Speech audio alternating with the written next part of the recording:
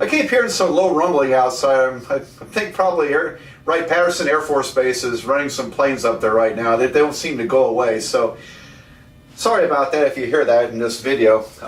Who knows, maybe my stepson's up there. He's a loadmaster in the Air Force. He might be up there. In any event, I like to introduce new ideas, new topics, whenever possible, with great examples. And here's one here. Implicit differentiation. Now, ignore all this stuff for a moment.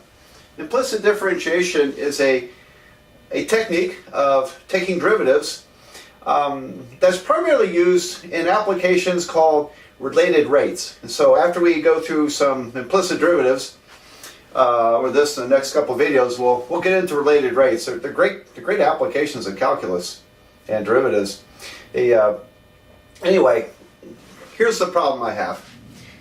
Find the slope of 6x cubed plus 6y cubed minus 35xy equals 0 at the point 2, 3. And now it says, well, just find the derivative at a point. Great. But the problem here is that it's not easy to solve for y. I have a y to the third term. I have a mixed term with x and y. It is possible to solve for y. It's very tedious. It's very long. It's very complicated. And no one in their right mind would do it. Okay, so let's don't even go there. If we're only interested in the derivative at a single point, then I'll show you that this is actually a fairly easy problem using this technique, implicit derivatives. All right, now the shape is called a folium of Descartes. Folium of Descartes. Now I had looked this up in a textbook, and it goes off like this. So it loops over. Of course, it doesn't obey the vertical line test. It's not a function, and it has a oblique or diagonal asymptote along here. And now I'm not sure exactly how to get this asymptote. I know how to get the slope, but off the top of my head, I'm not sure where to get these from. Anyway, but I knew that was from that textbook. That was going to be the asymptote. Now, asymptote is a limiting behavior. So as we head all the way to the left here, this thing is going to come in close to this diagonal line. If we go to the right, it's going to come in close to the diagonal line. As for the rest of it, this point here, let me put some numbers on here. 1, 2, 3, 2, 3. This point here, where did that come from? Because this is symmetric. Look at the symmetry of this. If you switch x's and y's, you would have the same equation. And in fact, if you let x equal to y, replace it in here, you're finding out where does this crazy shape intersect the line y equal x. The line y equal x is the diagonal line at 45 degrees. So if I replaced it in there, I would get 6x third plus 6x to the third minus 35x squared equals to 0. This is 12x cubed. Let me write it over here. I got a little more room. 12x cubed minus 35x squared equals to 0. Factor out x squared. And I've got, x squared times 12x minus 35 equals to 0. Now, it's factored. Equation has been factored. We set each factor equal to 0. If I let x squared equal to 0, I'm going to get x equals 0, y equals x, so y equals 0. So it does go through the origin.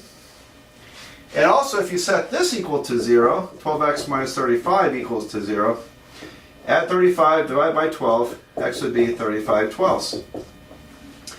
And so x and y are the same. That's why the curve comes out to 35 eighteenths. Yeah, I think I got something backwards here. Sorry about this. Boy, here's where the 18 belongs. And here's where the 12 belongs. Oops. All right. I hope you caught that before I really got going on this, but if not, 35 twelfths. Okay. 35 twelfths, which is close to 3, isn't it? 35 twelfths is almost 3. Almost 3 comma 3, and negative 35 eighteenths is almost negative 2. All right. The other thing I want to mention before we actually solve the problem is that You just can't make these up. If we make up some equation like this, you can't make up the point. That point has to fit into the equation, otherwise it makes no sense. And so I'm just going to verify that if you plug in 2 comma 3, that it fits the equation.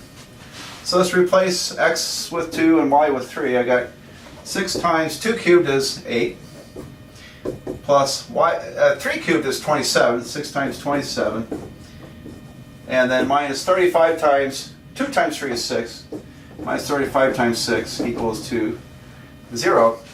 And alright, so I have 6's here. If I factor out, I got 35 times 6 minus 35 times 6. That's 0. So it fit. It fit the equation. Alright, so with all that preamble, I just wanted to explore this interesting curve, fully in Descartes. But now let's answer the question. What's the slope at that point? In other words, if I drew a tangent, let me draw that tangent. What would the slope look like? Okay, now I happen to know what the answer is because I've done this video before. I screwed up something. I had to start over, but I do know what the slope is, and it's fairly shallow. Fairly shallow. It's a small number, relatively small number above 0. And so that's what I'm expecting to get when I work this out. Alright, now where'd that blue pen go? There it is. So, now we'll do the problem. Okay, and here's what I'm going to do. To find the slope, I want to know what is dy dx. What is the derivative? And so, I'm going to get to it by taking the derivative of the equation. You might say I'm applying the differential operator, d over dx, to the equation, and then we'll go ahead and solve for y prime, or the derivative of y with respect to x. All right, so take the derivative of the entire equation. Now here it's easy. Derivative with respect to x of 6x cubed is going to be 18x squared. And I tell you, if you don't mind, I'm going to do a little bit of erasing here, so I got plenty of room to work with. Doesn't get too cluttered. Okay, so this derivative is 18x squared. This derivative, well, would be 18y squared, except this letter is different from that letter. Y, x, they're different letters. So the chain rule kicks in. And so it's like taking the derivative of 6 times something cubed. The derivative is the derivative of 6 times 6 something cubed times the derivative of that something times the derivative of y with respect to x. So here's the chain rule step, since this letter differed there. We actually have a chain rule step here, but we don't write it because this would be 18x squared times dx over dx. dx over dx is 1, isn't it? And then this part's a little trickier. It's a product rule. And you might think of it as, here are the two parts. First part, we'll call it minus 35x. So, well, I love the Air Force, but I wish they'd finish their flying up there. I don't know if you can hear it, but I can hear it. Alright, derivative of the first times the second. This derivative with respect to x is minus 35 times the second part, y. And then the derivative of the second part times the first part. Well, the first part is minus 35x, and the derivative of the second part is dy dx. There you go. And then the derivative of 0 is still 0. Good. Now, let's do something practical here. And I think most of the time, rather than writing it in this fractional format for derivative, let's just call that y prime. Y prime is understood to be dy dx. So I'm going to rewrite it. 18x squared plus 18y squared times y prime minus 35y minus 35x y prime equals to 0. There we go. So to me that looks quite a bit cleaner than that. Alright, now let's, I'm trying to solve for y prime. Now, I've actually taught out of textbooks where they they ask you to solve for y prime first. And I think, well, why? Why would you do that? I just want to know what y prime is when x equals 2 and y equals 3. So I'm just going to plug those numbers in. So x equals 2, up there. So I have 18 times 2 squared is 4, plus 18 y squared is 3 squared is 9, times y prime, minus 35y minus, minus 35 times what? 3? 35 times 3 minus 35 times 2, y prime equals to 0. So I plug my numbers in. Great. Let's see. Well, let's solve for y prime. And y prime is not hard to solve for now, is it? So, do you mind if I erase this? Yeah, can't hear you. Well, anyway, I'm going to erase it. Let's make some room. And,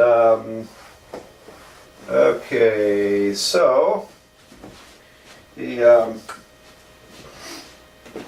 18 times 4 is 72, isn't it? 72. 18 times 9, let's see, 118 times 9. Oh, there it is. 162. Well, I'm not doing that right. There it is. 162. 18 times 9. You ever seen that before? Anyway, I got lots of silly tricks like that. But it's possible to multiply some numbers times 9, some numbers times 9 on your fingers. Alright. 162 y prime minus 3 times 35, I bet is 105, minus 105. And then minus 70 y prime equals to 0. Whoops, 70 y prime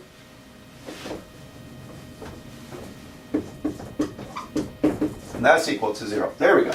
Okay, so let's see what we got. 72 minus 105 is, I think, let's see, that's 28, 33, minus 33. And 162 minus 70 was 162 minus 70. That is 92, right? Minus 92, no, plus 92 y prime. Okay. Equals to 0. Great. So, if we bring the 33 over, divide by 92, y prime is going to be 33 divided by 92, which is, well, it's around a third, isn't it? Around a third, like a 1/3 ratio. 1/3, rise or run. So actually my tangent line is not bad. Y prime is 33 over 92. Now then, what do we do now? Let's see. We need to, well, we're done. We answered this question. So the slope is 33/90 seconds. Okay. Now I wanted to take this a little bit further, and let's go ahead and calculate the tangent line, because what I want to do is show you that this works on a graph. I mean, I have a way to graph this on my computer, and so I'm going to show you all that when we're done with the problem. So let's go ahead and calculate the tangent line. Made some more room, and let's see, the point is 2, 3, so let's see, y minus the y coordinate of 3 equals to the slope, 33 over 92, parentheses, x minus the x coordinate. You notice I'm sticking to fractions here. Yeah, we could punch that on a calculator and get some decimal numbers and round it off. I really like it that way. Now, we could, I suppose, bring the 3 over, combine terms, and put it into y equals mx plus b form. But my computer graphing program will just take it in this format. So that's all I want to do, is I want to show you that this really worked. This really worked. So we'll get my laptop and we'll do that part. As promised, I graphed this thing on my Macintosh, and Apple computers, I don't know if they still do, they used to come with a free program called Grapher. It's not the most user-friendly program out there, but being free, I can't complain about it. And so I can do some nice graphs on this. And I worked all this up. And so I'll show you. Hope this shows up well. There we go. There's the folium of Descartes, and you can see I went ahead and drew the asymptote lines here, and also here's the tangent line right there.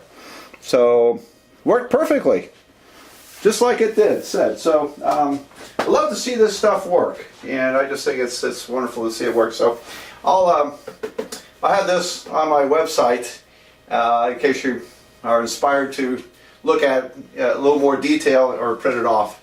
But okay, well, so that's the introduction to implicit differentiation. We're going to do some more problems, and then we'll finally get into the applications called related rates.